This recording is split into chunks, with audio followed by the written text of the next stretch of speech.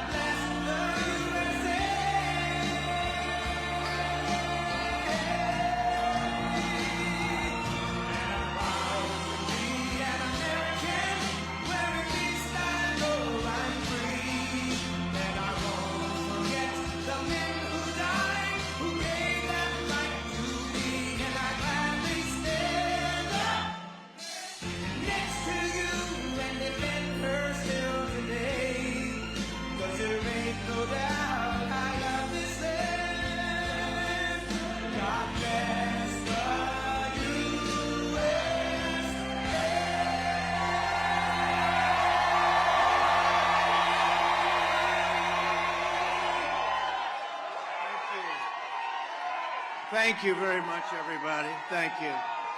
What a crowd. What a crowd.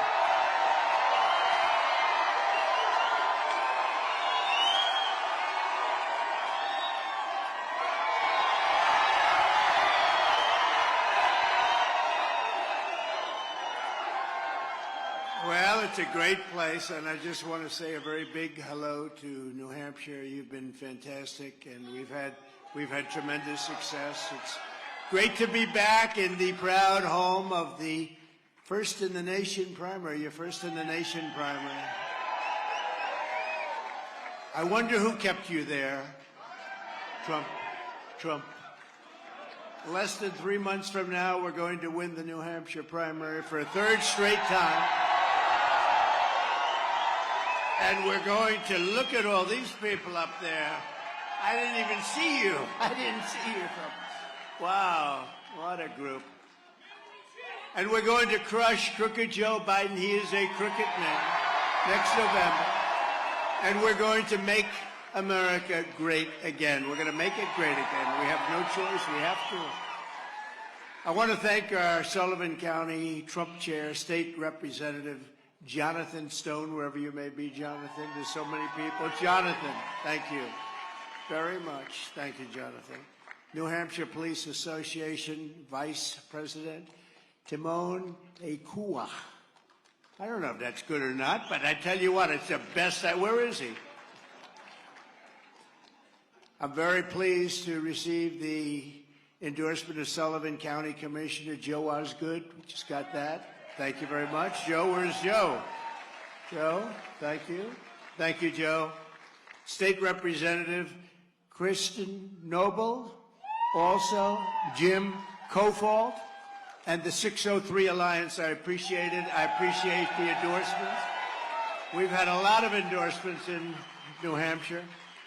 Almost everybody's endorsing us. Now they're coming. The money's flowing in, all those funders. They said, maybe we'll endorse somebody else with our money, and all of a sudden they're calling. They say, President, hi. I said, I thought you were going to be with the sanctimonious. No way. No way, sir. I'll give you whatever you want, sir.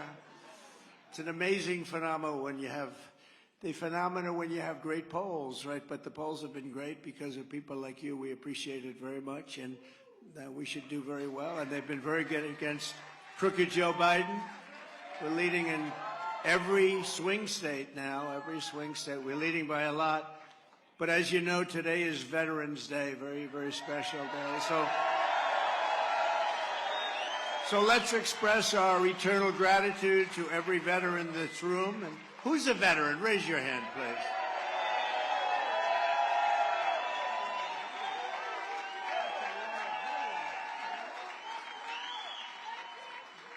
A lot of veterans up here, and every proud veteran across the great state of New Hampshire. Very, very proud of your heritage, of your state, and of your military.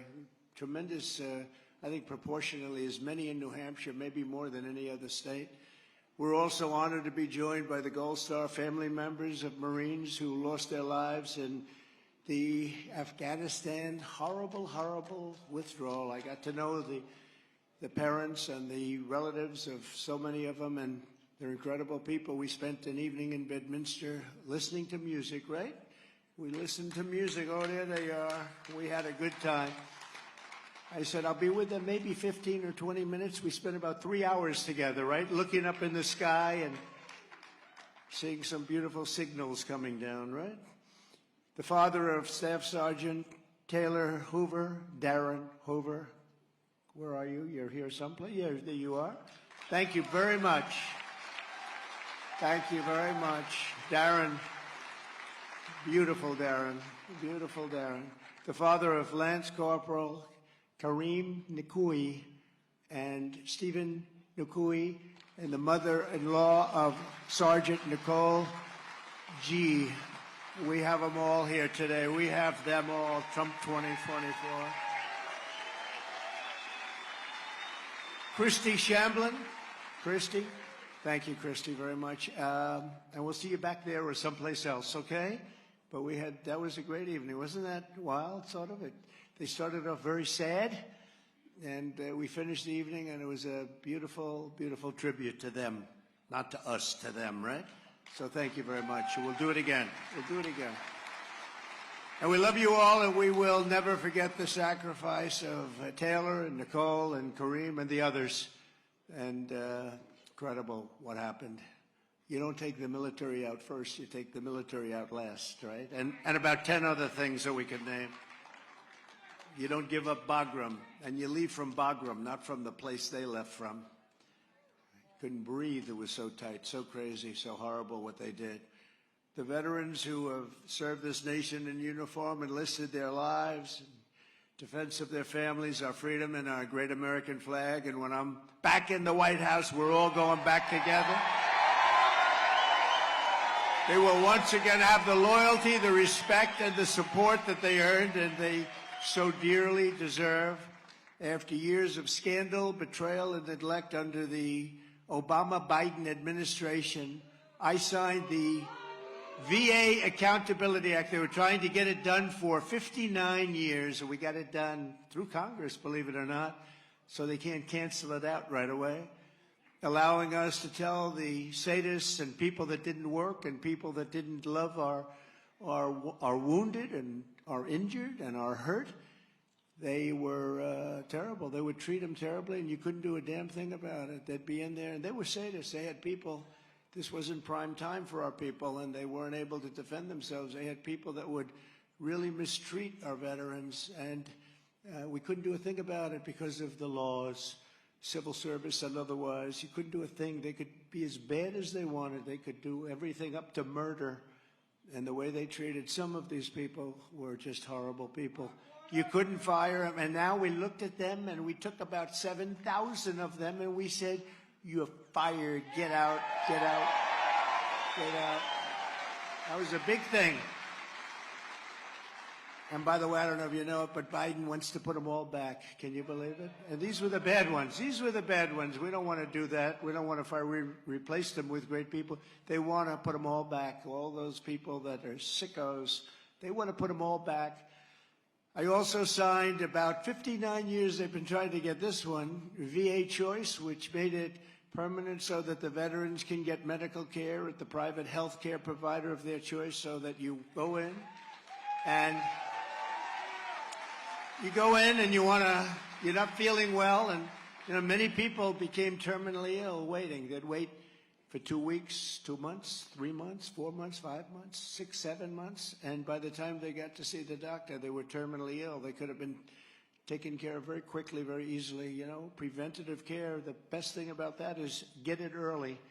They got it early, but when they got to the doctor, it would be many months in many cases. So if you waited more than 1 day, we let you go to a private doctor, any private doctor. We paid the cost. We negotiated with them. We had fixed prices.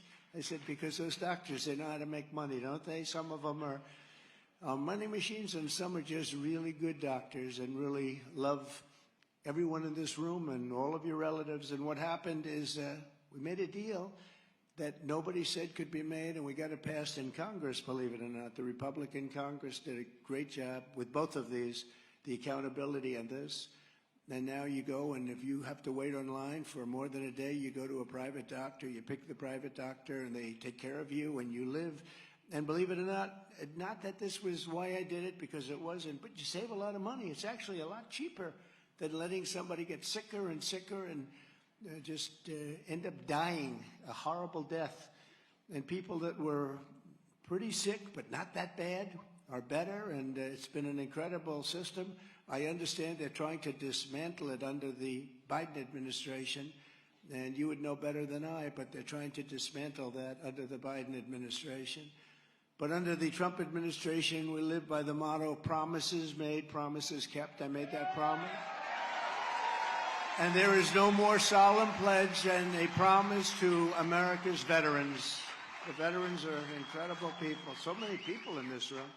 Unfortunately, with crooked Joe Biden in the White House, our veterans are once again being backstabbed and betrayed by their government. Crooked Joe gutted our historic VA reforms and fought to reinstate thousands and thousands, as I just said, of fired, horrible employees. These are horrible employees that when we terminated them, we said, get out of here, and they got out, but now they have a little bit of a lobby going, and they even want back pay.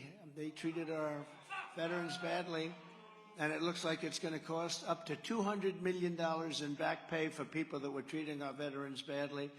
But instead of wasting $200 million on the worst VA employees, and when I say bad, they're bad, when I'm president, I'll ask Congress to take up every penny of that money and add some to it, because we're going to build in your great state a brand new, beautiful VA hospital right here in New Hampshire. We're going to build the most beautiful hospital.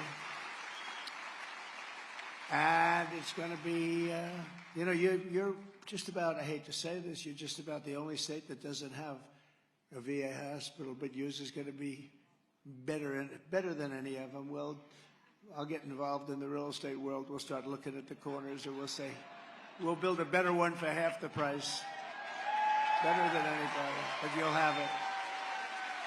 And that's already on the drawing board. You're going to end up with your own hospital, which you really need. People have to travel for hundreds of miles to go and get to a hospital, a VA hospital. I'll also make it a personal mission to completely eradicate veterans' homelessness in America.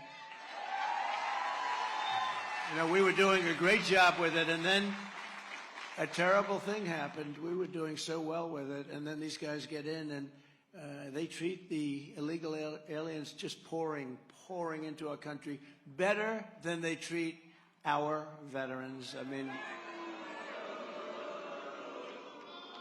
they stay in the best hotels. I don't even stay in those hotels. I say, don't stay there. I tell my people, don't stay there. They're too expensive. They say, we can't, sir. They're being occupied by illegal aliens.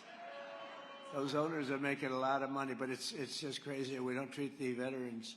We don't treat our veterans right. In the past 3 years, Biden has spent over $1 billion to put up illegal aliens in hotels, some of the most luxurious hotels in the country. Meanwhile, we have 33,000 homeless American veterans. Can you believe it? And we were really alleviating that problem, and now they've given that totally up. Totally up. It's terrible. On day one, I'll sign an executive order to cut off Biden's spigot of money for the shelter and transport of illegal aliens, and we will redirect a large portion of the savings to provide shelter and treatment for our own homeless veterans. We love our veterans. We've got to take care of our veterans here. They're among our greatest people.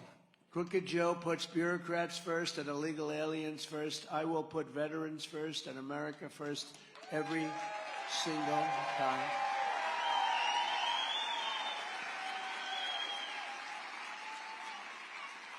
In addition to being Veterans Day, today is also Armistice Day. Did you know that? Armistice Day. And this is an incredible number when you hear these numbers, but the anniversary of the end of World War I, a conflict that wrecked the entire world, really. I mean, large parts of the entire world, and killed over 20 million people. Did you know that? 20 million people. 20 million people! And think of it, we have a guy in the White House who can't put two sentences together, who couldn't find his way off this stage.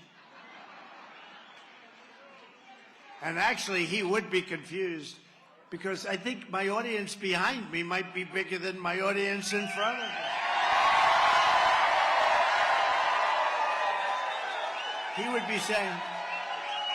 He'd be saying, what do I do?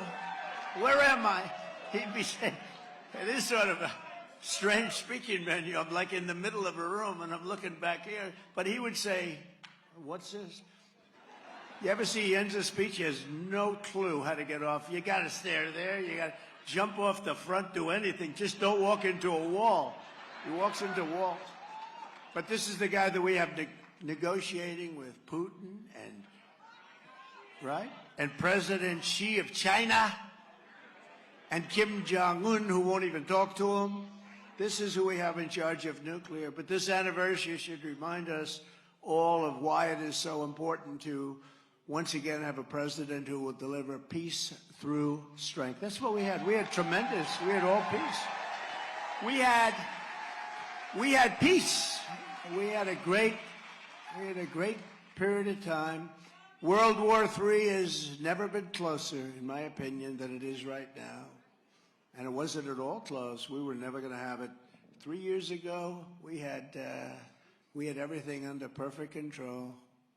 Russia was treating us with respect. They would have never, ever gone into Ukraine. China would have never been talking about Taiwan. I mean, we had this, the whole thing was going really good. You know, if you ask me, when he pulled out, the way he pulled out of Afghanistan, Putin wouldn't have done it anyway. But the way he pulled out of Afghanistan, it said, let's go. And, you know, everyone lost respect. We pulled out as cowards. It was a surrender. It was truly a surrender. We gave up $85 billion worth of equipment, these 13 great lives, and we had 38 people were obliterated. 38, they don't talk about them. They never talk about them.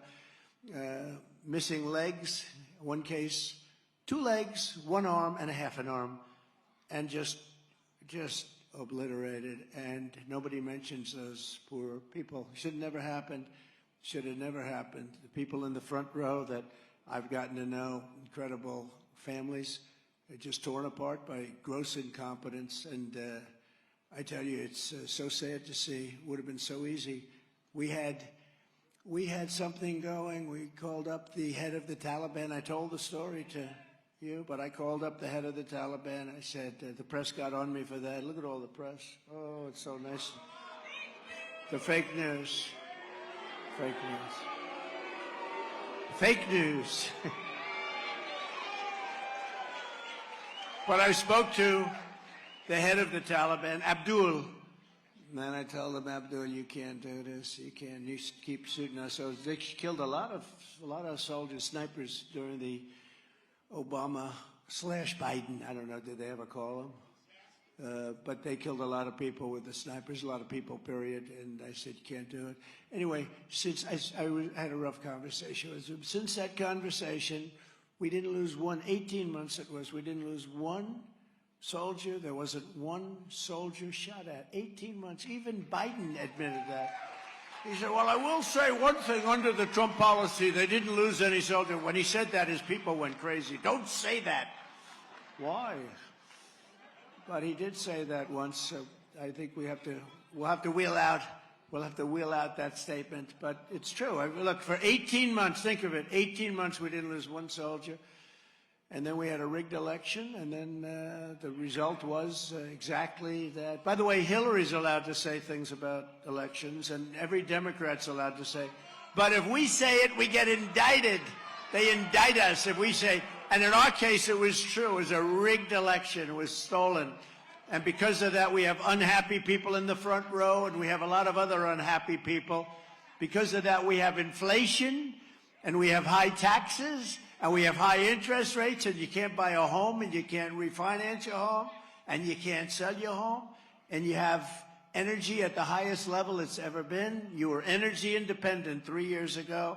You had $1.87 a gallon gasoline, and now you have $5 gasoline. But I stand before you today as the only candidate in either party who can make this promise. I will prevent 100% prevent World War III. You're going to end up in World War III. If you look at what's going on right now in the Middle East and Ukraine, and you add it up, and we have somebody that has no clue what the hell is going on, you're going to end up in World War III because of this. No reason for it. Millions of people will die. I know the players. I know the job. I alone in this primary have borne the burden of having troops in harm's way as Commander-in-Chief of the U.S. Armed Forces. And the neocons, globalists, and warmongers and the race, they like to talk tough. Oh, we're going to go here, we're going to go there. Millions of people die, and we didn't do that. Yet we knocked the hell out of ISIS. You know, I defeated ISIS totally and brought them back. But these people are way over their heads. Biden is over their head. I mean, Biden, in all fairness to the Republican candidates, Biden, if you call that, look, what kind of a candidate? They're losing by like 60, 70 points each. Even they agree I shouldn't go to the debates. I mean, the other day, two of them said, well, if I was in his position, I don't think I'd debate either. But how about this guy, Asa Hutchinson, right? He's been at zero for the last 3 months. Now, do you think he's going to surge to 90? I call him Ada Hutchinson. No, he's been at zero for the last 3 months. He didn't make the last debate because he had zero. How about that? You have a large population voting. He got absolutely no votes. So he gets no votes, and he says, and today I just heard his campaign manager quit. Why did he quit? Because I've been telling the guy to quit, and he won't quit. I think this, if he ever made it, it would be the single greatest comeback in the history of politics or any other event. You could say politics or any other event. If he made it, it's only because he'd be the only one left on earth. And he's a nasty guy, you know. He talks like he's terrible. He's a lousy governor, too. To me, peace through strength is not just a political slogan. It's actually a moral duty. And it's my commitment to you, the American people, but you will not have World War III. You know, we were respected when I was president. We were respected by China. You know, one story, a quick story. You don't mind if I go off teleprompter like a lot, do you? So much more exciting. So much more. But the head of Hungary, a very tough, strong guy, Viktor Orban. Did anybody ever hear of him? Probably, considered very powerful within his country and outside of his country. Not exactly loved by some of the European nations because he does this thing. He didn't allow millions of people to invade his country. He allowed nobody to invade. Zero. He had nobody. So he doesn't have crime, and he doesn't have the problems that they're having in other countries where millions of people are allowed to go in. But they were interviewing him 2 weeks ago, and they said, what would you advise President Obama? The whole world seems to be exploding and imploding. And he said, it's very simple. He should immediately resign, and they should replace him with President Trump, who kept the world safe. And I'm not just talking the United States. China respected him. Russia respected him. North Korea respected him. And he used another word other than respect, who he said fear. But I don't want to use that word. Of course, it's probably better than respect if you get right down to it, right? But he said everybody was fine. We had we have none of these problems. You didn't have inflation. You didn't have these problems 3 years ago. And then you look at this. We had the greatest economy in history. Now we have a mess.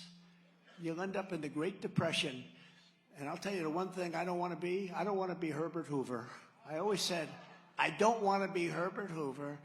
And the way they're going with their stupid energy policies, you pay the highest in this state. You pay the highest energy costs anywhere in the United States. You know that? You ought to talk to your governor about that. You ought to talk to your governor, who right now I don't think he could be elected dog catcher. Here's a guy,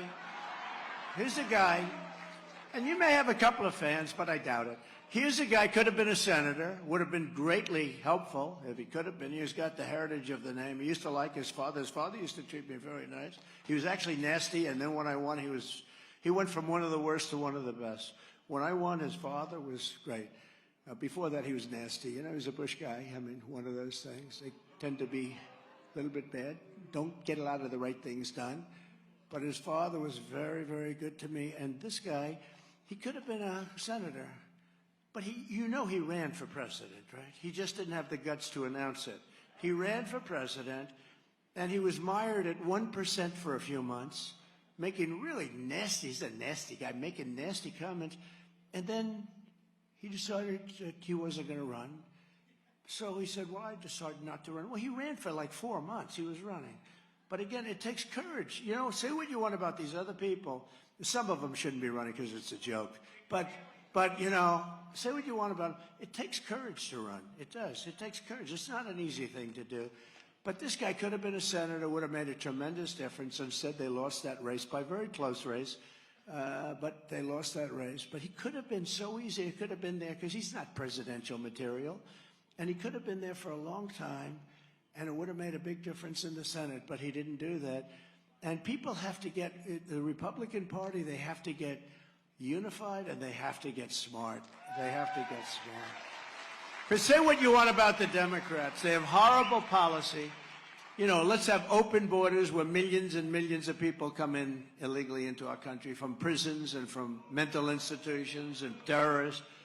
Think of their policies. All electric cars. They don't go far. Where you can't get out of New Hampshire in an electric car. Where are you going? I'm going to Massachusetts. Well, you better get yourself a gas turbine because this car's not going to get you there. Well, you could if you stop about 4 times.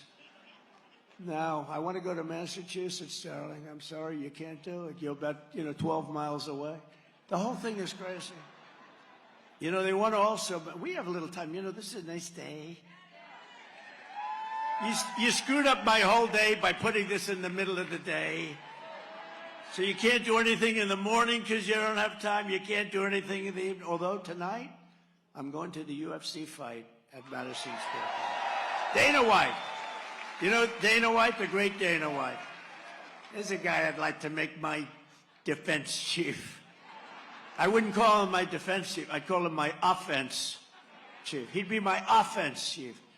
But he's done a great job. But no, I'm going there tonight, so at least you left me enough time for that.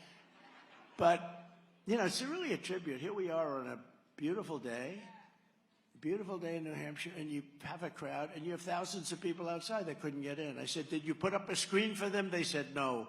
Now, you don't care about that, but they do, okay? You got the better real estate. But as president, I will restore American strength, power, and prestige, and I will make your country safe. I will be the peacemaker. You know, the peacemaker is okay. Hillary Clinton, during one of the debates, she said, look at him. He's a warmonger. She's the one that always wanted war. It's the strangest people want war. You look at her. What the hell's war? I remember when LeBron James endorsed her. It was the greatest endorsement I've ever seen. Because he got on stage and she got up and she was like here, around here. And I said, that's not looking good. That's not looking good. I love that endorsement. She can have them. Under Biden, our adversaries see the weakness and the foolishness of America's leaders, the stupidity, actually. And, you know, like this whole electric car mandate, can you believe it? The cars, they're too expensive. I say very easily defined. It's so simple, though. I said, let's do a little bit more sophistication. They're too expensive, and they don't go far. What else can you say? You know, it's true. When President Xi sits across the table from Crooked Joe, can you imagine President Xi's like central casting? There's nobody in Hollywood that can play the role of President Xi. The look, the strength, the voice. We will begin immediately negotiation. And I say, loosen up. I say, loosen up. I had a great relationship with him until COVID. Then I said, that's the end of that. But I did. It's good to have a good relationship with Putin and Xi and all these people. They have lots of nuclear weapons. And Kim Jong-un I had a good relationship with. He's a tough, smart guy. You know, when I call these people smart, the press always says, he said he was smart. I'm supposed to say they're not intelligent people.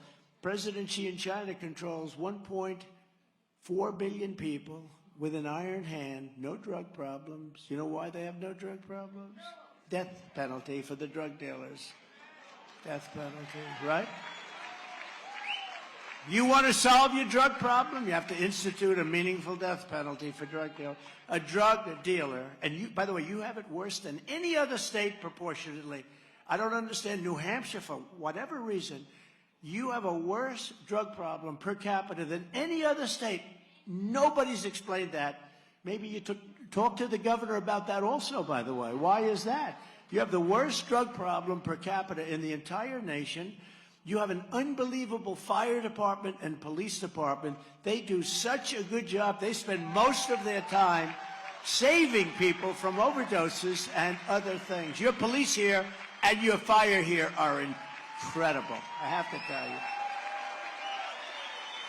I met a lot of them backstage. I said, you know, they spend a lot of their time. They spend almost most of their time on that, but they're incredible, the job. Yeah, you ought to talk to your governor about that because that's something that something should happen. But you want to really stop it. You know, when I was in the White House, I would set up blue ribbon committees. And I'd get socialites. Everybody wanted to be on committees, right? You know, they'd call in from Park Avenue, from Fifth Avenue, New York. Oh, I'd love to be on the committee, any committee. Well, we're going to put you on a blue ribbon committee on stopping drugs and drug abuse and stopping the caravans from going, oh, what's a caravan? They had no idea. And they'd sit around, very prestigious people, and they'd talk for a little while, and then they'd get onto society and social and where are you going to be tonight? I'm going to be dining at Le Cirque tonight. But, you know, they go into, and it's not the way. You can't do it. The only thing they understand is force. And if you want to stop your problem, and you have the single biggest problem in the country from what I see in New Hampshire, I don't know why, proportionately, you need the death penalty. If you give the death penalty to drug dealers, you will have no more problem. You will have no more problem. You know, we cut it down 21%, and that was great. I did that without doing this. When I was in China, and I told this story a couple of times, maybe you've heard it, but I was with President Xi, strong man, and I said, you don't have a drug problem, do you? No, we don't have no drug problem. We don't have drug. He looked at me like, what the hell? Of course I don't. 1.4, think of it, 1.4 billion people, no drug problem. I said, what do you attribute that to? He said, quick trial. I said, quick trial? What's quick trial? We give quick trial. We give very quick trial to drug dealers.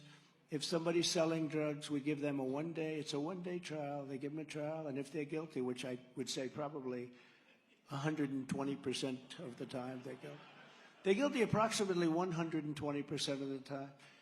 But they execute, and they have the death penalty for drug dealers. So now if you're a drug dealer, you'll say, you know, I think I'm going to take a pass on this particular country. Let's go to the United States, where they don't even give you a summons, all right? They don't do anything. And that's why we have the problem. If you want to do the real job, and a lot of people, I just don't know if our country's ready for it, but what could be worse than losing, I think, 350,000? You know, you don't hear those numbers. They always say 100,000. They've been saying 100,000 people for the last, 15 years, would you say? It's 100,000. Oh, yes, we lose 100. That's a lot of people. That you take your largest stadium and you fill it up twice, right? No good. But it's 100,000, they say. But even if it was 100, but it's not. It's 350,000 people you're losing, and you're destroying your homes. You ever see what happens to a family, a father, a mother, when they lose their son or their daughter to drugs? That family is destroyed. 10 years later, they're destroyed. It can never be the same. And these people do it. The average drug dealer kills 500 people a year. Think of it. The average drug dealer over the course of his or her life will kill and I think that's a low number, but they say kills 500 people a year. And they don't mention the families that are destroyed to go along with their children, and seniors and everything else that are killed. I mean, a lot of people are killed, but you think of it in terms of young people. But the average one kills 500, so why wouldn't you do the death penalty? It's actually humane if you think about it. Why wouldn't you do it? As Singapore does the death penalty, they have no drugs whatsoever, no drugs whatsoever. Other countries do them. Many countries do it, but they have no drugs whatsoever. And we're becoming a drug haven. You know, China many years ago was being taken over by much smaller countries because they were all drugged out on the poppy fields, the drugs, heroin, different drugs, but they were all drugged out. The nation was drugged out, and then along came a very powerful leader. You know who that is? And he said, no more. And from that time pretty much until now, they've been strong, but they were all drugged out, and our nation's becoming that way, okay? Our nation's becoming that way.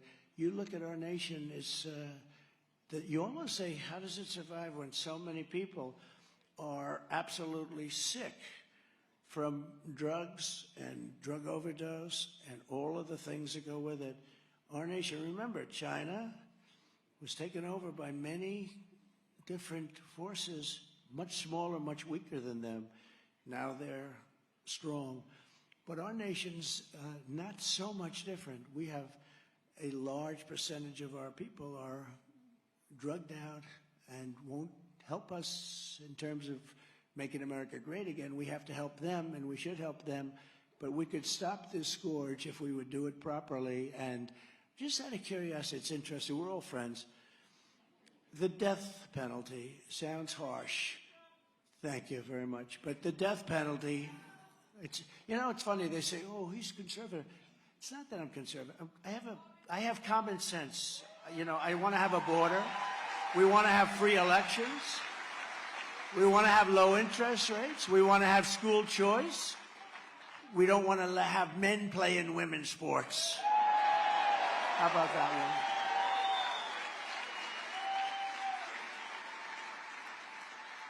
You see a field hockey sport the other day, and they had a man went in and he hit a shot so hard it knocked the girls, the whole thing. Nobody's ever seen anything like it. The thing was going like 3 times what they would expect. And there are many, many stories. The weightlifting records are being beaten by hundreds of pounds. The swimming, they're setting records. And it's actually very demeaning to women. And you know, the amazing thing is that women and people, even on the teams, they don't want to talk about it because these radical left people have everybody spooked. You know, they indicted me because I complained about an election. Do you notice any difference in my tone? I don't think so. No, I've gotten even more so because it was a crooked election. And look what happened to our country. Look what happened to our country. So I was just going to ask you, so death penalty sounds very bad, and who wants a death penalty? But you're never going to solve the problem. Never. Your blue ribbon committees and all of these crazy things, not, even if they got tough with law enforcement, that's not going to solve the problem. Not even close. So let's have a vote. Who would be in favor of the death penalty? Now, wait, don't go yet, knowing that it will solve the problem. It's not like, oh, gee, do you think it will? No, they'll head to another country, they'll do something. But that's what they do. They head to, from China, they left for New York City and other places, okay? So let's go, death penalty, no death penalty. So who would be in favor of the death penalty to solve?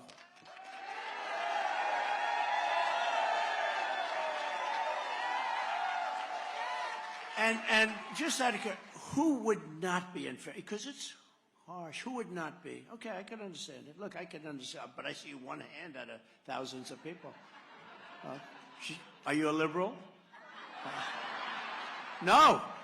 Okay, I understand it. It's a tough thing, and you know what happens? They can get it wrong too. They can get it wrong, and they can abuse the system. I've been abused.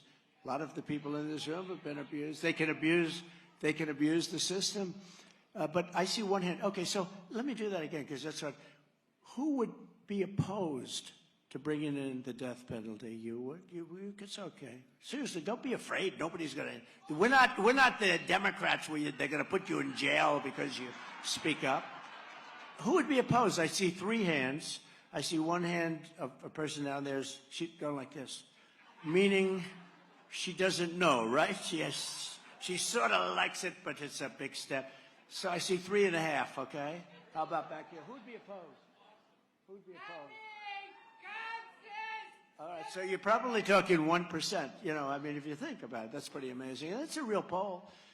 Now, the government, if they did that poll, they'd charge $1 million for it. It wouldn't be as accurate. You know that, right? We did it in about 2 minutes.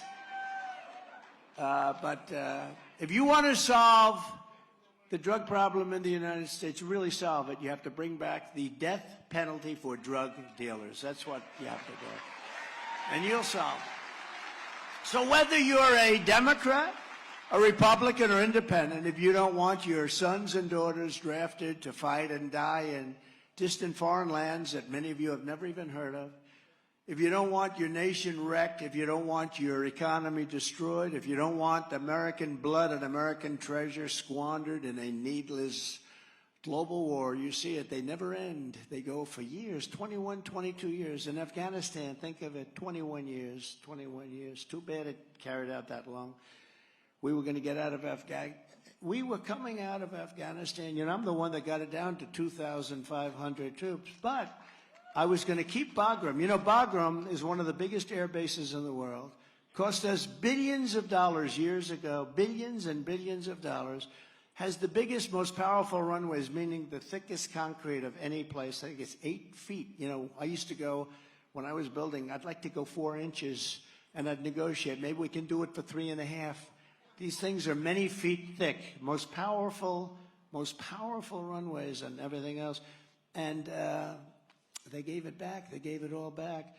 But you have to put people that know what to do. And if you want to get back to where we have to go, you have to vote for a gentleman named Donald J. Trump. That's all I can say.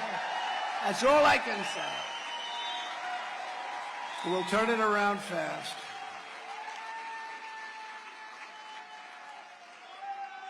You know, somebody said, oh, but he'll be there for 4 years. He'll be there for 4 years. And somebody else could be there for 8 years. Let me tell you, 8 years. If it takes 8 years, you don't want that person, okay? I said that. As soon as I said that, they never used that line of crap anymore. They said, I can be there for 8 years and I'll solve. And then they realized that I said, how about 6 months? Because most of this will be solved in 6 months. Some of it sooner. We'll be drilling a lot sooner than that. For 4 straight years under the Trump administration, I kept America safe. I kept Israel safe. I kept Ukraine safe. He would have never gone in. I mean, I did it through osmosis. It was safe. He was never going to go in.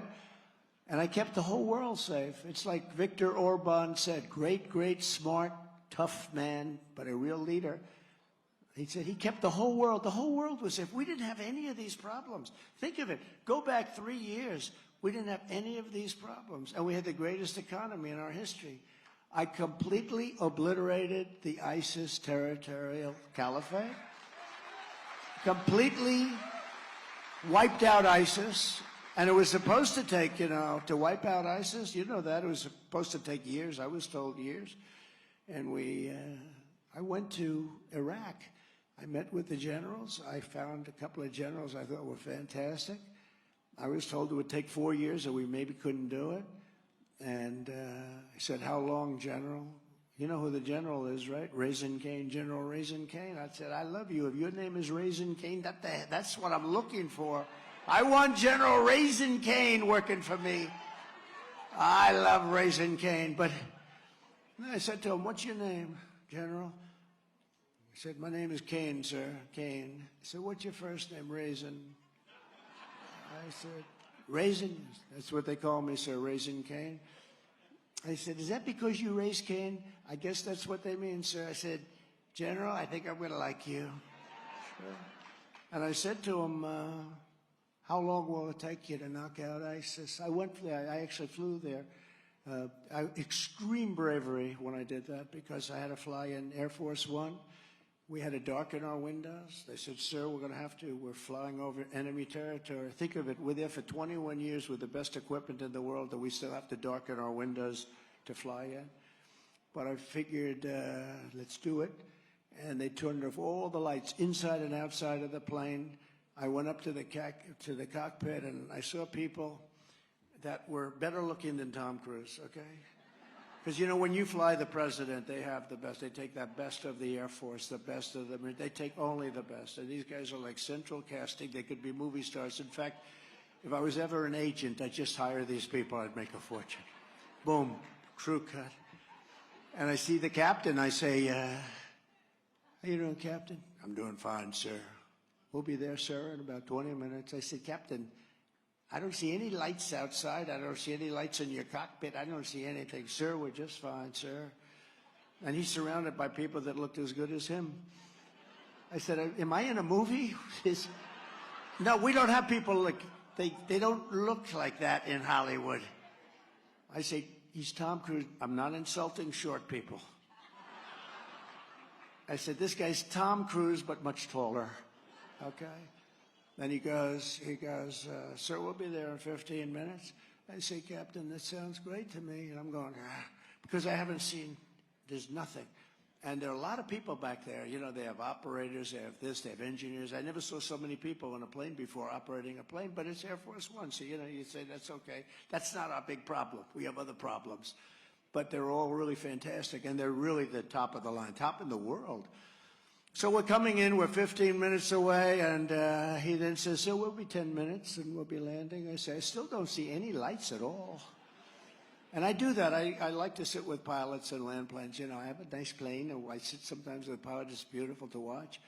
And so now we're 5 minutes away, and you have a machine that has a voice of a machine, but it actually sounds like a human, but the most beautiful voice you've ever heard.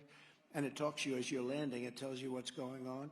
Very standard. It's, the highest grade equipment. Then I hear 1,000. That means 1,000 feet. 1,000 feet's a big plane like that, that's very low. That's like a 10-story building. That's not very high, right? And we're flying over like desert. I hear 1,000, 900, 800, as it's going down like this, and everything's fine, it's going down, but I don't see any lights. Usually you see lights, you see LaGuardia, you see Kennedy Airport, and you see lights in the distance, and you think, isn't that a beautiful sight? Well, we're going down, and I didn't see a damn light. They have all the lights turned, and they said 600, 500. It's an incredible voice, a computer voice, but it's so perfect. 400. I say, Captain, are we okay? I'm sort of taking I'm trying to pretend I'm fine. But I don't see a light, and I got these guys, and they're up there, and they're confident as sir, we're just fine, sir. So we'll be landing in about a minute, sir. A minute. Goes 300, 200. There's not a light. It's dark. And I think there wasn't even a moon out that night. 200, 100. I'm 100 feet above the ground. I see nothing. And then you hear, pwah, pwah, pwah. You know, we land. I say, it's a miracle. And you know what I said? I said to my staff right after I landed, am I allowed, because I showed great bravery, I thought, am I allowed to give myself the Congressional Medal of Honor? I want to give myself because I showed great bravery. I said, give me a towel. Give me a towel. Oh. No, I showed great bravery. No, they said that wouldn't be a good idea. I'm only kidding. You know what happens now? The press will take that and they'll say, he decided. I had that, actually. I told this story once. The press said, he wanted to give himself the Congressional Medal of Honor. So you can't be too sarcastic with these people because they know we're having a little fun. And if you can have fun nowadays, it's not a lot of fun. But the press actually reported me for saying I wanted the Congressional Medal of Honor. Can you believe it? For myself. Because they're fake news. Oh, yeah, they were. I got a couple of beauties up there. That story will be told tomorrow. And the highlight of the story is that I demanded the Congressional Medal of Honor, I guarantee it. So when you read it, just go, fake news. Anyway. But I came out, and the door's open, and I'm greeted by it's good-looking group of people. A staff sergeant, a drill sergeant. He looked like a piece of granite.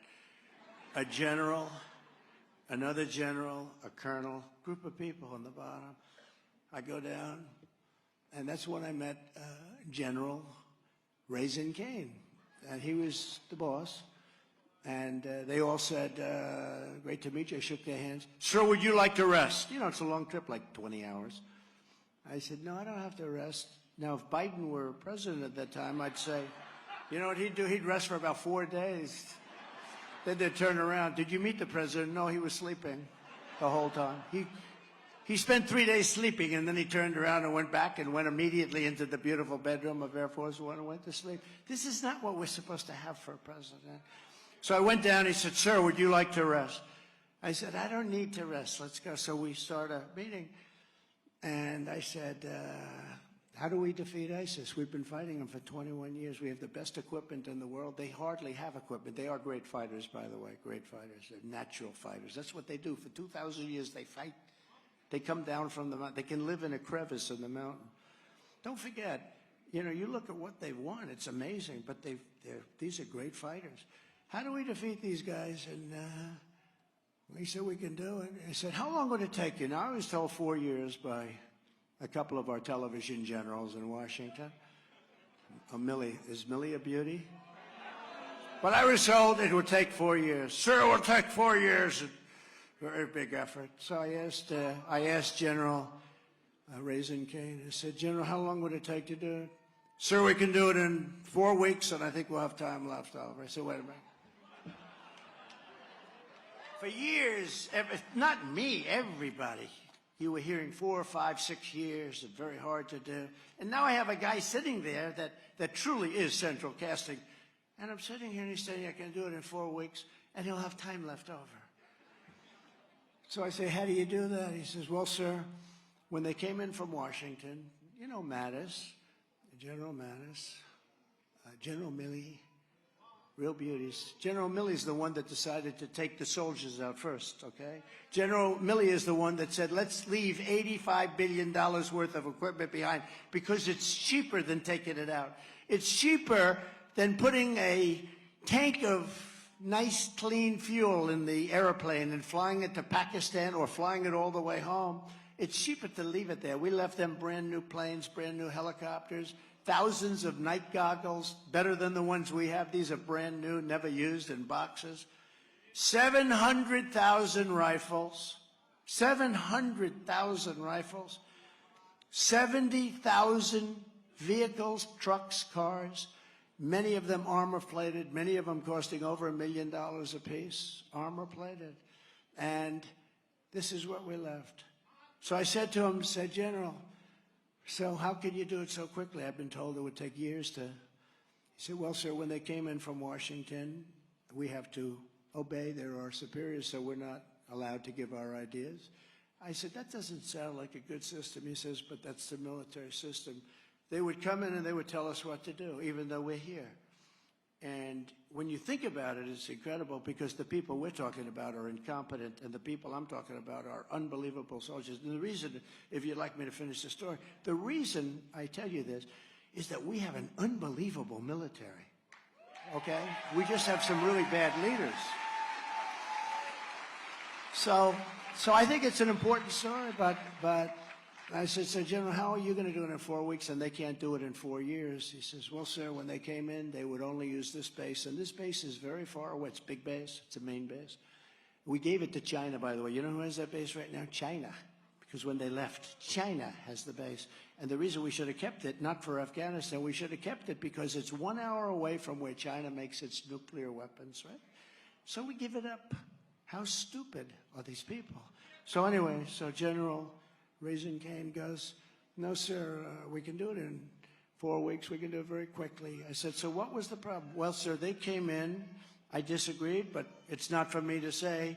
They came in, sir, and they said very strongly, we can only use the one base. Now, the one base is very far away. By the time we got there to the site, we had to turn around to refuel, come back. So they were going here. They had about two seconds, and now head back. Let's head back. And that's what we had.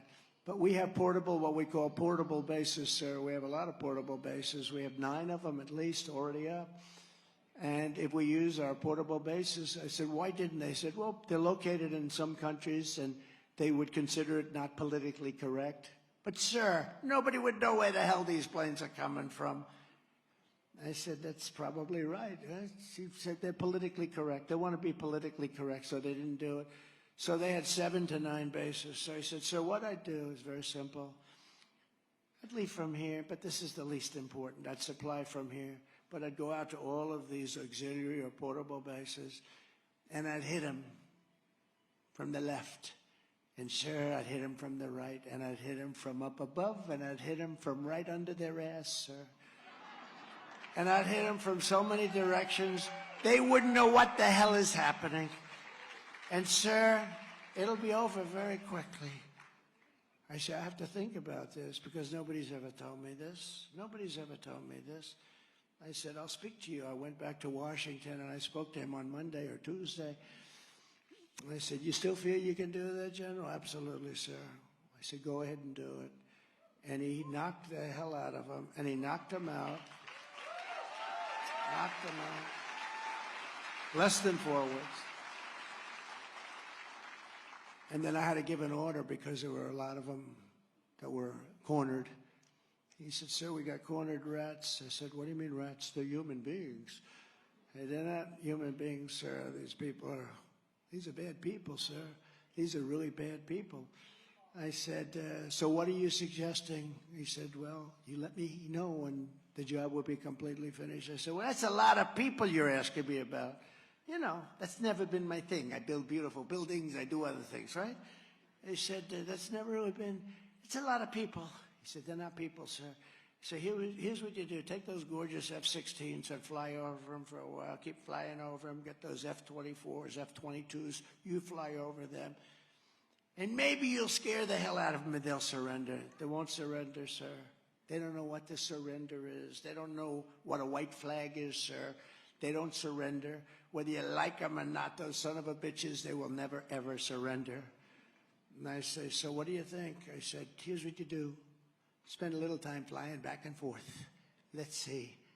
He said, yes, sir, I'll do that, sir. And he did. He calls me up. Sir, what do you want me to do? Well, did it have any impact? Absolutely none, sir. They don't care. They're prepared to die.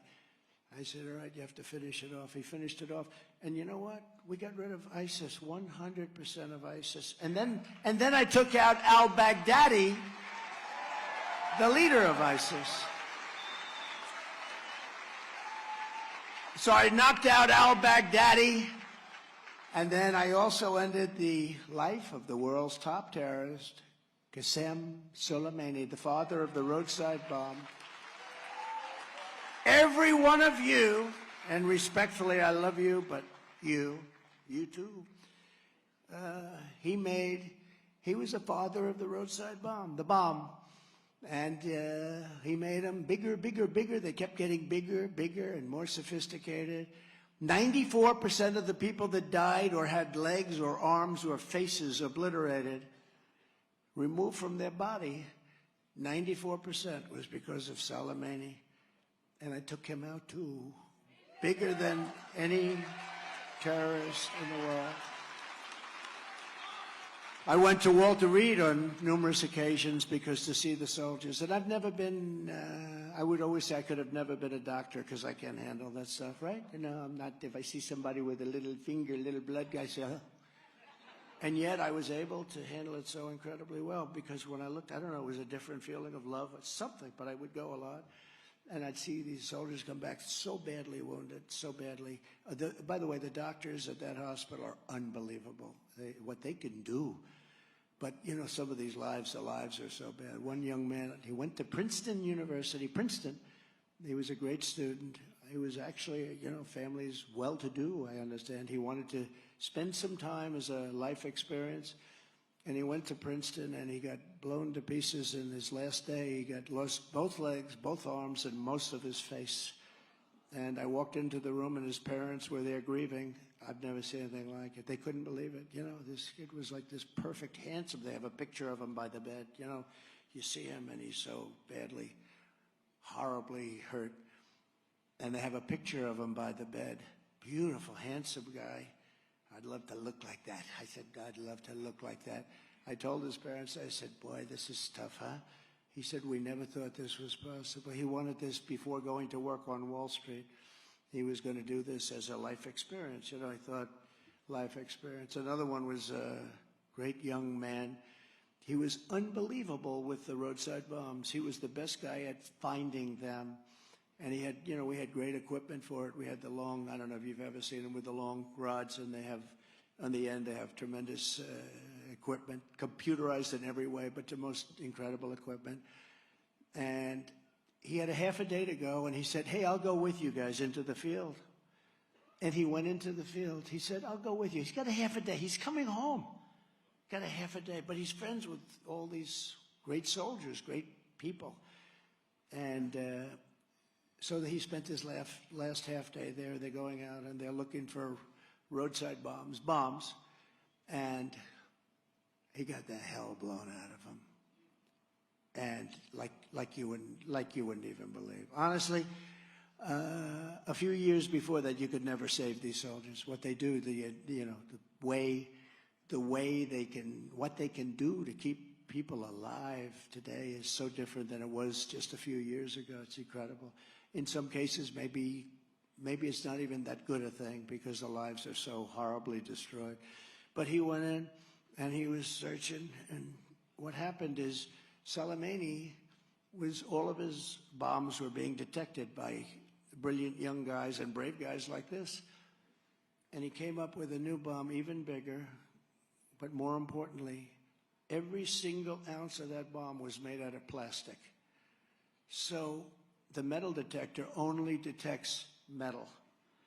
Every ounce of that thing, big, was made out of what's called hardened plastic. And it doesn't have to be that strong. Even the screws are plastic. They showed the screws are made out of plastic. Everything's plastic. So he's looking for metal. First day, they put him in. And he got blown up. Most of his friends died. And think of it, he could have left. He didn't have to go out with them that day. He went out and he lost his life. And that was Soleimani that did that. The king, the father of the roadside bomb, the biggest terrorist in the world. Nobody close. I mean, Osama bin Laden wasn't even in that league. And he's killed so many people, not only soldiers, a lot of soldiers, but destroyed the lives of so many people. And so many people are walking around now without legs or without arms because we took him out. We got him. We got him. The Prime Minister of Pakistan told me, when I heard, and he was a friend of mine, very handsome guy, was a great athlete, and Khan, Prime Minister, and I was with him, he said, I've won many awards. You know, he was the #1 cricket player in the world, or just about #1. He was like, take your best athlete, take a Tom Brady. He was like the Tom Brady of cricket, which over there is the biggest. They don't know about football. They know cricket. Everything's cricket. They have stadiums. They built a stadium in India that holds 138,000 people. It's big. And he was just about the best player. Celebrated all over the world, but he retired. He ran for office. He won as a great celebrity and athlete. He said, when I heard that Soleimani was killed, he said, I believe it was the biggest day of my life. And he didn't say happiness or sadness. He said, I've never had an event so big as that.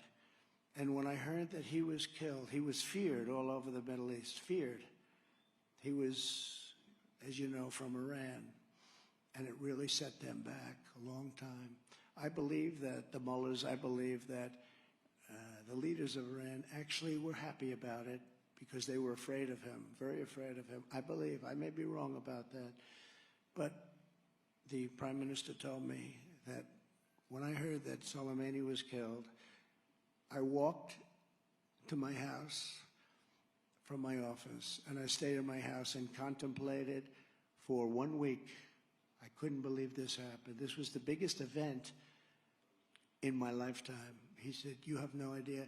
And I was told that by 1 or 2 other leaders too, something very similar.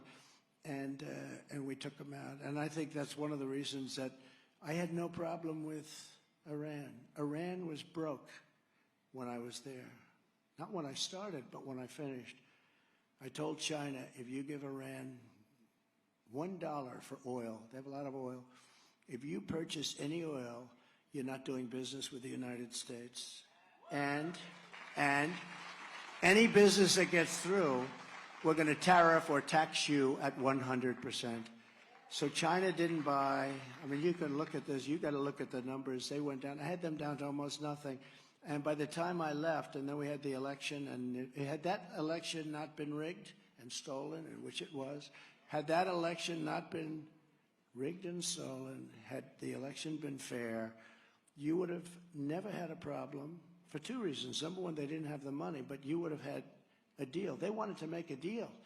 They were going to make a deal. They were broke. They said the other day, one of the commentators, who was not a Trump guy at all, a very liberal guy, but he said, whether you like him or not, Iran was, he broke them. But he said they were broke. They didn't have any money. And you remember reading about it. They couldn't give Hamas any money. They couldn't give Hezbollah any money because they didn't have any money. Now they've got $100 billion plus $6 billion for a wonderful deal we made on, think of the deal that we made. 5 hostages, 5 hostages. I said, well, but then they said, well, that's not all. It's 5 and 5, but they get $6 billion. Think of it. Just think how stupid. But the $6 billion is peanuts compared to the oil. You know, the $6 billion, it plays well, it reads well, and it's simple to understand, although nobody would do the deal. How stupid. By the way, when they made that deal, I said, you're going to have now hostages captured all over the world. Because once you agreed, you know, I did 58 hostages. I got 58 people back, 4 of them from North Korea. That's tough. I got 58 hostages back for no money. We never paid money. Because once you pay money, you set a precedent where they're going to do it again and again and again. So it was a big thing. And when I tell you the story about the Prime Minister, I don't think I've told that story to a large group, but I tell you about the Prime Minister. He thought it was the biggest event of his life. He never thought this could happen. I fully rebuilt the U.S. military, created Space Force, and I was the first president in decades who didn't start a war. Instead, I got us out of those endless wars and brought our troops back home. And with the historic Abraham Accords, I even made peace in the Middle East. We had peace. We got the Abraham Accords. We would have had just about every country signed up within months after the election. And they, you know how many countries they've added to the Abraham Accords? None. Not a country. Because they're incompetent. Look, Biden is the most corrupt and most incompetent president in the history of our country.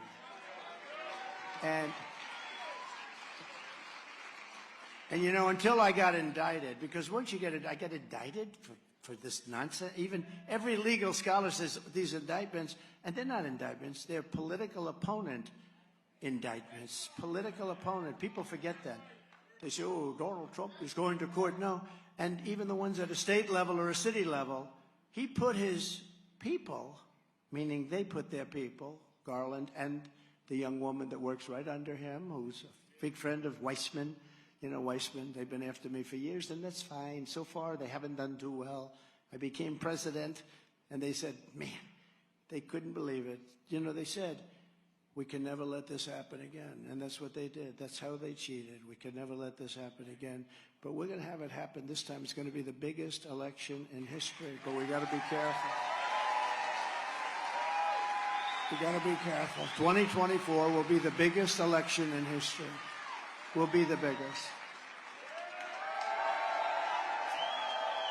Before I even arrive at the Oval Office, shortly after we win the presidency, because it's we are going to win it, I'll have the horrible war between Russia and Ukraine settled. It should have never started, but I'll get it settled. I know them both very well. Good relationship with very good relationship with both. It's got to get settled. The human lives, the number of lives being lost is far greater than what you're hearing. When you see buildings like that coming down, the number of lives being lost is far greater than anybody knows.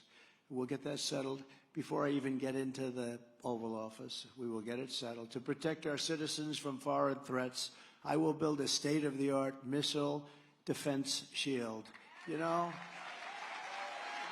we have a lot of crazy people out there, and they're willing to do, and we actually have that technology now. It's our technology, by the way, but you see how it works in Israel, where they shoot down like 98% of the missiles. They're like shooting needles in the sky. It's incredible, the talent. And today, really, to be a great shot, you're better if you went to MIT than if you lift weights all day long, you know? But it's incredible when you see these guys in action. They're shooting down these little missiles in the sky, and they shoot them down. They didn't have that. You know, Ronald Reagan wanted to do that, but we really didn't have the technology, even close then. But now we have the most incredible technology. Much of it is in New Hampshire, by the way. You know, you have a lot of that technology right here. But we're gonna build a great. Remember when Russia was going crazy over it? They hated the fact that we were doing it because it meant they had to build much more, and put a lot of pressure on Reagan. Reagan was a really good president, except on trade. I disagreed with him on trade, but he was a very good president and had a great way about him, right? He was like, it was like your father in the White House, and it was good, but he was excellent. And he wanted to do that years ago, but we really didn't have the technology. Today we do.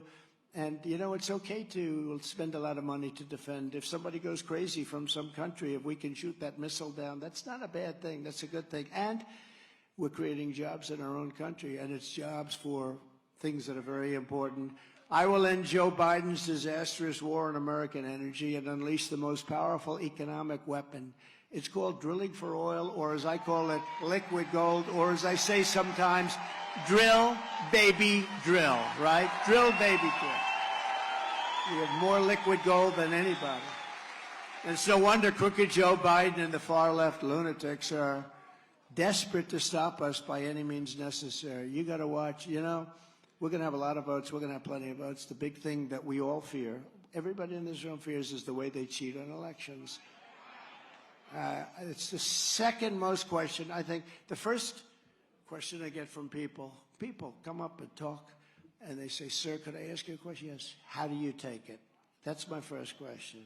Because this isn't supposed to happen to a former president who's very popular. I got 75 million votes.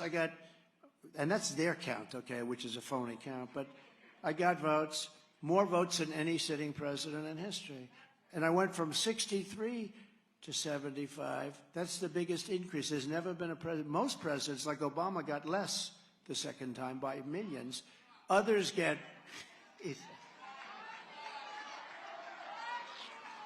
Who said that? Who said that? And by the way, there's somebody else said something. They said, this man said something he shouldn't say. I will defend. He said, Chris Christie is a fat pig. You cannot say that, sir. You can. Please take that back. Please take that back. No. He said Chris Christie's a fat pig. You cannot do that. He's a tough group. He's a tough group. Anyway, they're weaponizing. You know, the beauty of that is, you know, he said that, and I'm correcting him, but the beauty of that is the fake news. You know, you're not allowed to use the fat word, and you're probably not allowed to use the pig word, right? The beauty of that is that the press can't really do anything because I'm defending him.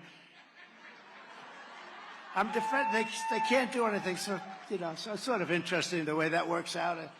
They can't really write the story because I'm defending the fact that you can't use the word fat pig when you describe Chris Christie. He's not a fat pig. For purposes of, he is not a fat pig. They're weaponizing law enforcement for high-level election interference because we're beating them so badly in the polls. You know, I don't know if you've been seeing the polls. The polls are going through the roof. And I think you like me the way you've liked me. We've had a great love affair. We've had a great love affair. But what you're seeing now is something that you've never seen before. Now you're seeing the most incompetent people in the history of our country running this country with open borders and all of the things they're doing. You know, your taxes are going to go up 4 times. Your energy prices have gone through the roof. All of the inflation that would have never happened. It was caused by energy. With me, you were going to have low energy, so you would have never had any inflation. We had no inflation. We had the best economy in history. But, you know, it's going up. So when you see, it's no longer just you like me and you like my policies. You see that what's happened to this country, the stupidity, the fact that maybe, in a way, one of the most important things, we're not respected anymore in the world. They laugh at us. They think this guy, and again, I would have never talked about him with this disrespect until they indicted me. Once they indicted me, I said, I mean, it can't happen. And they indicted me for nothing. They indicted me for criticizing the election. They indicted me for things, and virtually every legal scholar you read says, how can it happen? They got me in New York, where my company turned out to be a great company instead of a bad company. They indicted me because they said I inflated numbers, and my numbers, it turned out, were extremely conservative, just the opposite of what, and now they don't know what to do. And the judge is being made to look, he's a radical left person, and he actually accused me of something before the trial started. And now it's sort of coming home to play. We'll see what happens, but it's a disgrace. So when they did that, and you know, they're using state people like this AG, Letitia James, she's a disaster. No, she's a disaster. She's grossly incompetent. What she does is, and she campaigned for a year. I will get Trump. I will get him. I will get, knowing nothing about me. Her whole campaign, many candidates, she got a few votes, and it was more than anybody else. She becomes the Attorney General of New York, right? And she campaigned on this, didn't know a thing about me, and then gets witnesses that have now been, they lied. The one witness, their star witness, he lied so badly, they don't even know what's going to happen. He totally made up the story, and he admitted it. It was a Perry Mason moment. At the end, where Perry Mason, do you mean? And then some guy walks into the courthouse, he looks, he goes, oh, I did it, I killed him, I killed him. And that's the end of the show. I had that live in New York last week. The star witness against me lied, and then said all the things that he said about me are false. Can you believe it? So we say, we want a directed verdict. I won't give that to you. The whole thing is crazy. But you know what? The people get it. And that's why our poll numbers are high. I'm the only person in history that got indicted that saw about a 30% rise in my poll numbers. Usually, you know, we were doing fine before. Usually you get indicted, you're a politician, you get indicted, and about within 5 minutes you're at a microphone. I've decided I will go home to my family, and I will be with my family, and I will fight for my name and my reputation. Okay, you know, all that. And that's the end. That's the last time you ever hear from the poor person. With me, it's like, I said, how are we doing? Sure, your poll numbers went up 14 points today. You know why? Because I explain it to people, and they get it. This is a political opponent. hitting his political opponent. And it's never happened in this country before. It has happened in many other countries, third world nations, banana republics. But the people get it. I mean, I have a judge in Washington, D.C., who put a gag order on me. I cannot speak. So if the fake news asks me a question about like something, I cannot speak. I'm sorry. How do you think that would be in a campaign? You're watching, what do you think about the campaign? I'm sorry, I can't comment. She put a gag order, then it's been taken off by the appellate division. But you got to count. But think of it. They do things like this, but she sets a trial date. This could not be. One day before Super Tuesday. Now, you know Super Tuesday is a big day. Now, to me, the big day is Iowa, New Hampshire, South Carolina, Nevada. Because I think this whole thing might be, you know, we're up about 42 points here. We're up 44 points in Iowa, I think 44 points something. How can the farmers vote against me? I got them $28 billion from China. Nobody else would have done that. I got the farmers of Iowa, Nebraska, Wisconsin, all these states, $28 billion because they were abused by China for so many years. I said, what was the number to Sonny Perdue, Commissioner of Agriculture in the United States, under me, good guy. He said about 28 billion. I got the money from China out of the tariffs that I got, which was many times that number. I took in hundreds of billions of dollars from China. I gave our farmers $28 billion. Nobody can believe it. Then my people say, please don't be so arrogant about it. I say, what's arrogant? I got them 28. They're not going to vote against me. And that's exactly what's turning out. I told that to Iowa the other day, and they were all laughing. But it's true.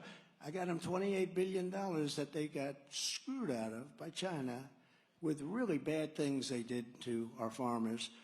And what farmer is going to vote against me for some stiff that was never for them? Like tens of millions of, and I'm not wearing lifts either, by the way. I don't have 6-inch heels. Actually, the greatest moment of the debate when Ron DeSanctimonious was walking off the stage, and his feet, it's weird, because there's cowboy boots. So they have a high heel outside, but inside you got a big deal going on. And he's walking like... No, he's walking off the stage like he's trying to balance himself. I thought he was wearing ice skates. No. What difference does it make, right? What difference? When you think about it, what difference does it make? Like tens of millions of people within our nation, I'm proud and strong. I'm a very proud election denier, because unless the truth is found, we will never have fair, free, and honest elections, and we have to have them. And again, for the first time in American history, a sitting administration has charged its only opponent, I think. I guess you could say leading, but I think it's only. I hope that's correct. But its opponent with criminal offenses. Think of it. Now, that means that I could do that too. I'll be in the White House. I don't want to do that. I wouldn't do that. But you know what? I'll be sitting there and they'll say, sir, there's a Democrat who's surging. I say, really? Well, you know, they did it to me. Now I can do it to them. Indict him for walking across the street in an improper manner. And when he gets indicted, he'll go right down the tubes because they don't have much of a platform. Now, it's a very bad precedent that they're starting. It's sort of like we talked about with the hostage stuff where they get paid $6 billion. You know, you set a precedent. Well, this is a precedent that maybe in a certain way is much worse than that. I did a great job, and I got indicted. So when I never used to say he's a stone-cold crook. He's the most grossly incompetent president. And now I say it, and I'm saying the truth. Because I had too much respect for the office of president, aware that its charges are bogus. Think of it, this was all bogus stuff. The prosecution has sought to proceed in secret, forcing the nation and the world to rely on biased second-hand accounts coming from the corrupt Biden administration and its media allies, people like that. You know, the funny thing, their numbers are way down. And they said they had the greatest numbers they've ever had during the Trump administration. If I were the media, now they're all going bankrupt. If I were the media, you know what I'd do? I'd hope that Trump wins, because during the Trump administration, that was the golden 4 years. Now I just saw where the New York Times is way down. They're all way down. Washington Post is way down. I don't even know. You know, at what point do you say you could be rich, but at what point, if you're going to lose $100 million a year for the privilege of having a newspaper that's losing that kind of money, you know, at what point do you say, I'm not going to do this anymore? But the Washington Post is way down. They're all down.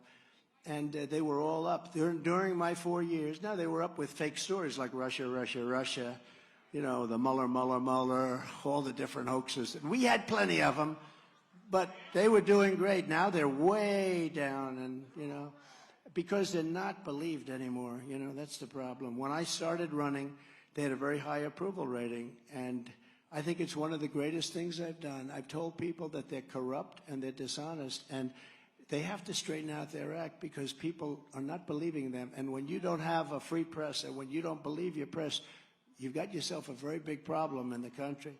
But as a result, the citizens of our great country are unable to review for themselves the facts of this case and show. So it's so unfair. And I look at it, and when you think about, you got treated this way by your political opponent. So when you hear Trump is facing a lawsuit, remember, this is a Biden lawsuit. This was Biden. He took his top person from the Department of Justice and put him into the local New York, Manhattan DA's office, running it. You're not even allowed to do that. But they took the top person, as you know, I believe the name is Colangelo.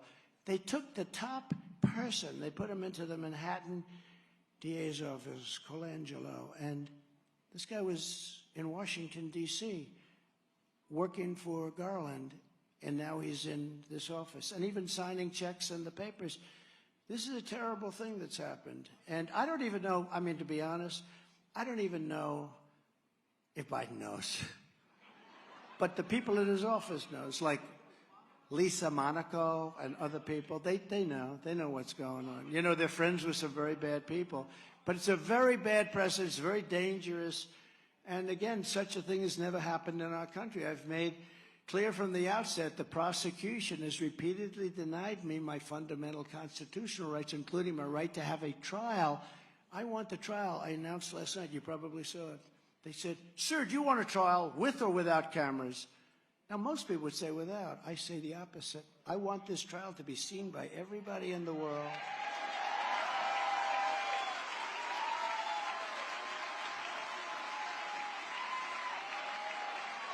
The prosecution wishes to continue this travesty in darkness, and I want sunlight. That's a nice way of saying it. Isn't that pretty?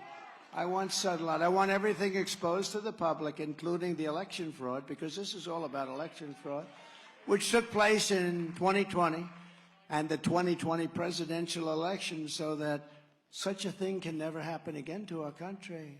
You know, we want paper ballots. We want same-day voting. That's what we want. And we don't want mail-in voting. And we want one-day voting. You know, these things that last for 48 days, and you see them wheeling things with wheelbarrows, dumping them, ballots. No. What we want is we want one-day voting, we want paper ballots, and we want voter ID. You know, they just did it in France. France had mail-in ballots. Look, mail-in ballots, you know, are going to be corrupt. Even Jimmy Carter had a commission. He said, if you have mail-in ballots, you're going to have massive corruption, and we don't want that.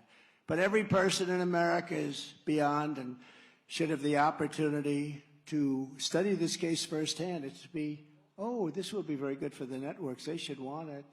But I can tell you the prosecutors don't want it, and the judge doesn't want it, if you can believe it. And they watch it, and if there's a trial, because I should not even have a trial. This should be thrown out long before. But if there's a trial, I want everybody to see all of the horrible things that took place, all of the horrible charges, and all of the things that were done with respect to a very corrupt election. And let's let the public decide, because I want cameras in every inch of that courthouse. And we've asked the judge in Washington, D.C., we've asked her to be recused because she hates me. You know, is that a good reason? I think so, right?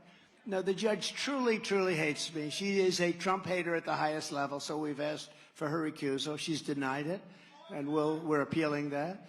And we'll definitely be asking for a venue change, D.C., especially in light of the fact that I want a federal government takeover of our capital so that we can fix our capital. It's dirty, it's filthy, it's crime-ridden. People are being murdered every day. It's incompetently run. And I want to do that, and certainly that would not be very popular with the jury of residents. They're not going to be thrilled. We have deranged Jack Smith. Have you ever heard of him? He's a lovely man. Do you ever see him with the purple little thing? He's a lovely man. The Trump-hating prosecutor in the case, his wife and family despise me much more than he does, and he decides, I think he's about a 10. They're about a 15 on a scale of 10. And he was involved, you know, Jack Smith, the deranged one, I call him. He was involved, crooked guy. He was involved with the failed and very messy Lois Lerner IRS scandal. Did you know that? And the prosecution of Governor of Virginia, Bob McDonnell, which was overturned unanimously by the Supreme Court, as well as the failed prosecution of presidential candidate John Edwards. And he's charged. What he did is horrible, but they got him in. They brought him back from The Hague, and they said, go get Trump. It's a terrible thing that's happening in America. But and he's a disgrace to America. They want to silence me because I know the truth, and I'm not afraid to say it. Their goal is intimidation of everybody at the highest level. But I really don't care. I don't care. I just want to do what's right for the country. I didn't need this. You know, when I did this, somebody said the other day, are you glad you did it? Because I had a hell of a life. I had the most beautiful life. I don't think I could do whatever I want, the best properties, the best resorts. I could have had the greatest time. Instead, I'm here on a Saturday afternoon with you, working my ass off. Working my ass off up here.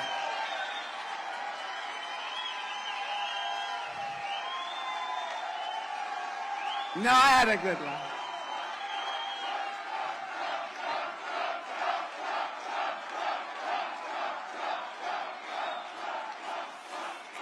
But I was asked a question. Thank you. That's very nice. Thank you. But I was asked a question, a lot actually, but I was asked this question. If you had it to do again, with all I've been through, I mean, I got indicted more than Al Capone. Did you ever hear of Al Capone? Scarface. He was the meanest of all gangsters. If he had dinner with you and you looked at him in the wrong way, you looked at him like you smiled and you were mocking him, you were a dead person. Alphonse Capone, Scarface. He got indicted one time. I got indicted 4 times. And I have other trials, too. You know, I have other civil trials I have to go through. This is a terrible thing. Nobody's ever done it before. But they asked me, if you had it to, you had such a great life. If you had it to do again, would you do it? I didn't even hesitate. I said, absolutely, because we made America great again, and we're going to make it even greater. You know, there are a lot of rich guys around that didn't do much, and they whatever. But no, I would do it again in a heartbeat. People find that hard to believe. And one thing, I think I've kept a lot of rich people out of politics. You know, I used to have guys say, smart guys. I used to, one guy said, oh, I want to do it so much. I want to do it so much. I'm going to do it. A very successful guy, killer, really successful. He said, but I have one problem. I said, what's your problem? He said, I have stage fright. I said, if you have stage fright, don't become a politician. Don't. I think I saved him a lot of anguish. But they asked me, would you do it again? I said, absolutely. I said it without even thinking. Absolutely, I would do it again. Because what we did is miracles. Don't forget, this is the greatest movement of all time. There's never been anything like this.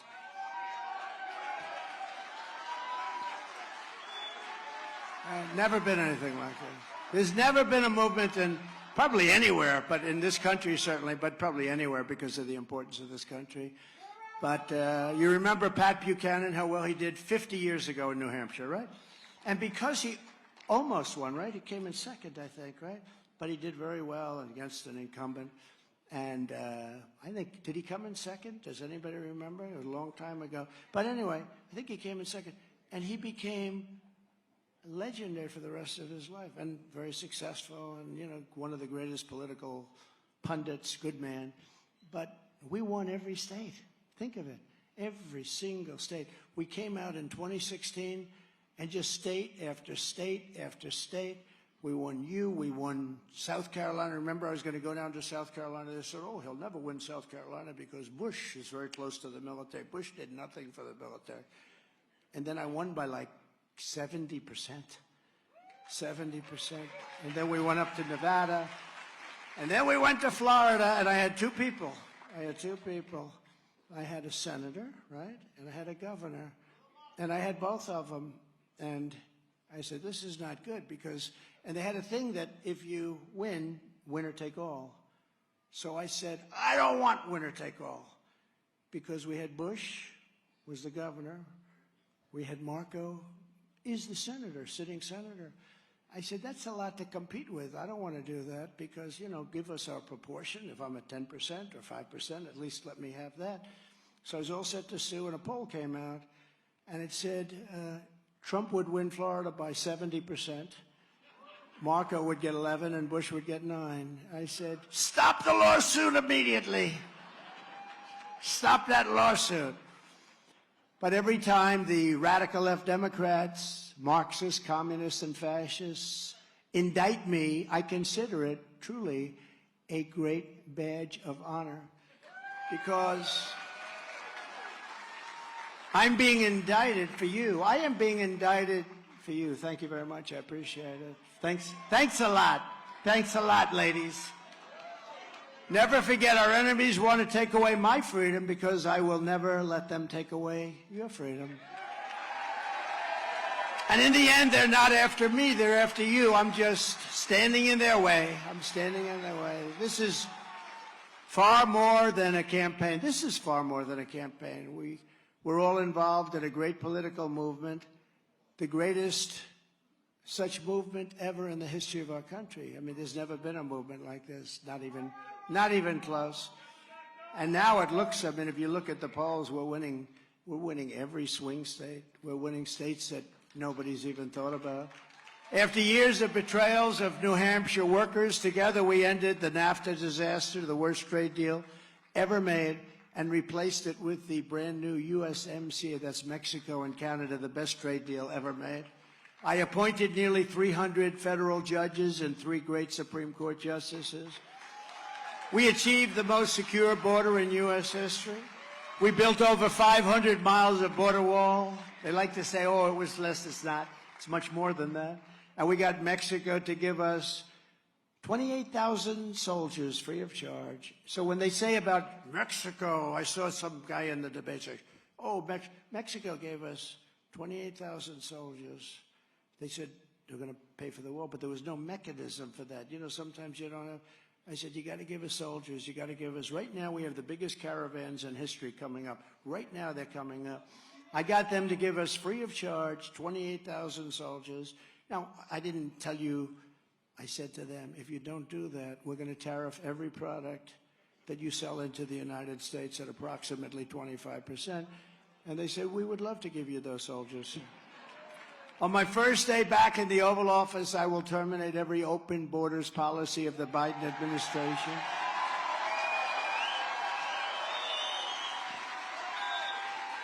Stop the invasion. This is an invasion. This is like a military invasion.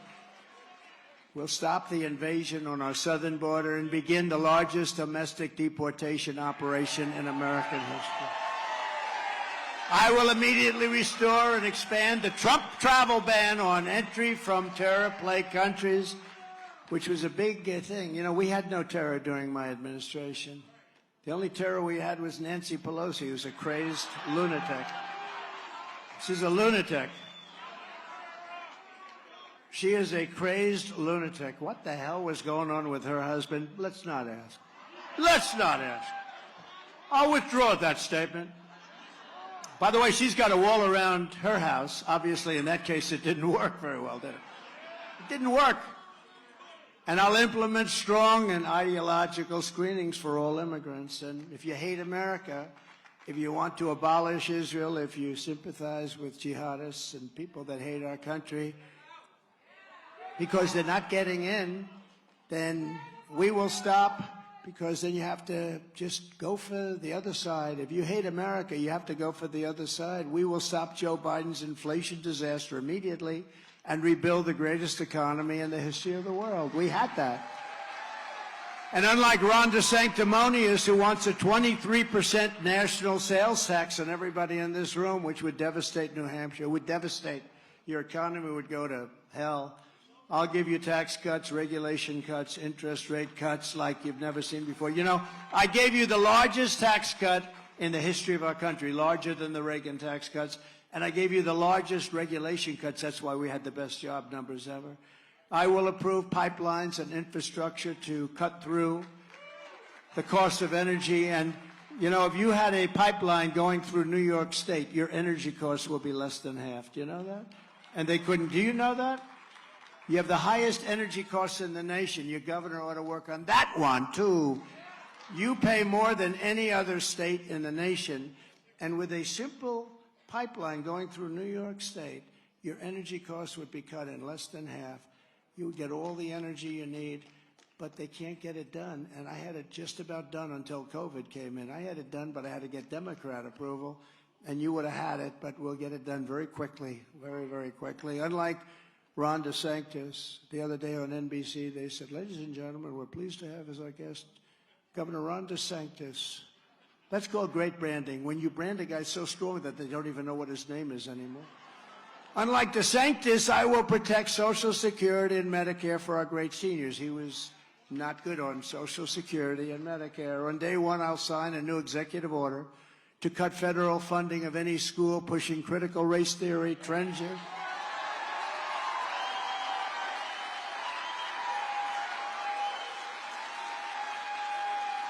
No, but can you believe you even have to say it?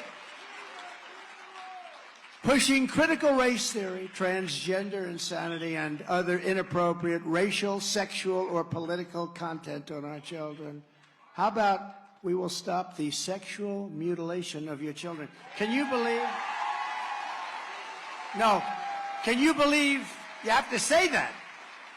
Can you imagine if somebody got up here 15 years ago and made the statement, we will stop the sexual mutilation of your children? They'll say, is this guy... No, we will stop it. Can you believe this, that you have to say it? I will not give 1 penny to any school that has a vaccine mandate or a mask mandate.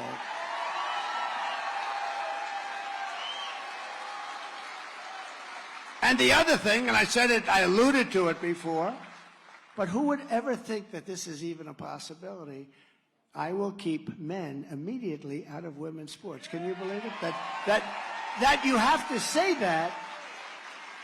It's embarrassing to say it because people, you know, people from 20 years ago, if they came back 30 years ago, probably 10 years ago, if they came back and heard some of the things that I'm saying we're going to do, they're going to say, that place has really gone bad. I will fully uphold the Second Amendment as I did. Not a change was made. And I will continue to protect innocent life. We will restore free speech, and I will secure our elections once and for all, and we will do it properly. And in conclusion, this is what we must do to restore our country to greatness. The USA is a mess. Israel is under attack. Our economy is cratering. Inflation is totally out of control. China, Russia, Iran, North Korea have formed together as a menacing and destructive coalition like probably we've never seen before. Our currency is crashing. I will soon no longer think of it. It's soon going to not be the world standard based on what's happening right now, which will be the greatest defeat. Once our currency is no longer the world standard, that will be the greatest defeat that we've had as a country in 200 years. Then we will revert to third world status. It won't happen with me, not even a little chance, just like Russia would never have invaded Ukraine. China would not even have thought about raiding Taiwan. And the attack on Israel would never have happened again. Iran had no money. They were broke. We would have left Afghanistan with dignity and strength instead of our greatest embarrassment in history with the loss, and I'm so sorry, but the loss of your children and your family. If you took the 10 worst presidents in the history of the United States and added them up, they would not have done near the destruction to our country as Joe Biden and the Biden administration have done. We are a failing nation. We are a nation in serious decline, and now these radical left lunatics want to interfere with our elections by using law enforcement. It's totally corrupt, and we will not let it happen. If you want to save America from Crooked Joe and then get you have to go out, you have to really do it. We have to do it. You know, the one way we win like you've never seen before, we have to slam it on Election Day. We have to come up with votes. Because there's a point at which they're cheating, can't get it done. There's a point at which the cheating can't get it done. So get every patriot you know and get them out to deliver a massive victory in the primary. But honestly, more importantly, in the election, the primary. Let's get the primary done first. We'll be back here many times, but we got to get the primary done first. So join our campaign by visiting nh.donaldjtrump.com or text Trump to 88022. Okay? 2024 is our final battle. With you at my side, and you've been at my side from the beginning, we will demolish the deep state. We're going to expel those horrible, horrible warmongers from our government. They want to fight everybody. They want to kill people all over the place, places we've never heard about before, places that want to be left alone. We will drive out the globalists. We will cast out the communists, Marxists, fascists. We will throw off the sick political class that hates our country. We will rout the fake news media until they become real. We will evict Joe Biden from the White House, and we will finish the job that we started better than anybody has ever started a job before.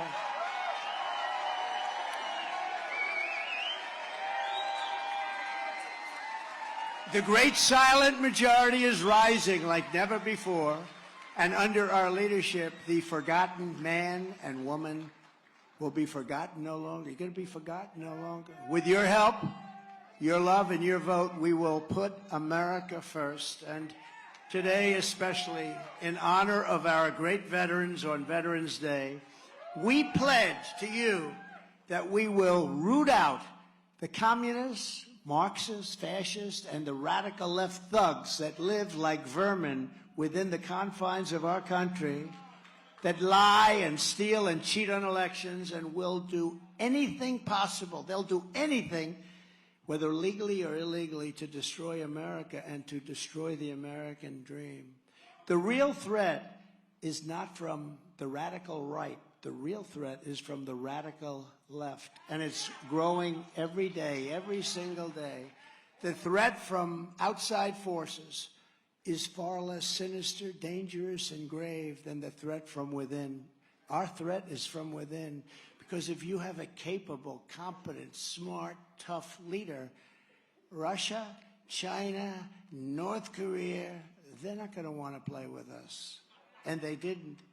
Despite the hatred and anger of the radical left lunatics who want to destroy our country, we will make America great again.